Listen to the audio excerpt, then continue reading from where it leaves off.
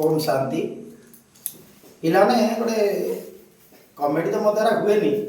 किंतु हसैया प्रयास करुच्ची पारे न पारे तो स्वाधीनता पाइबार पूर्ववर्ती अवस्था एकदा महात्मा गांधी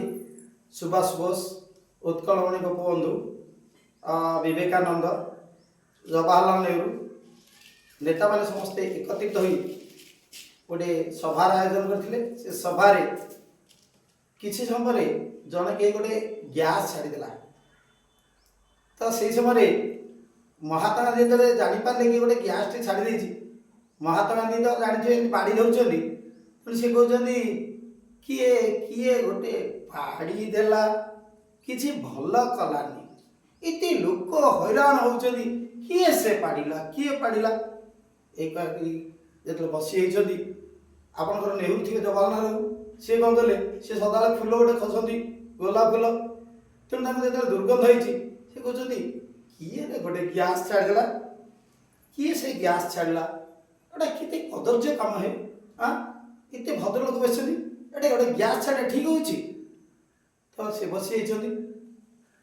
उत्कल गोपबंधु आपने जानी सी गोटे चादर घोड़े सी कहते किए पाड़ा किए गोटे पाड़देला दुर्गंध केमती जीव के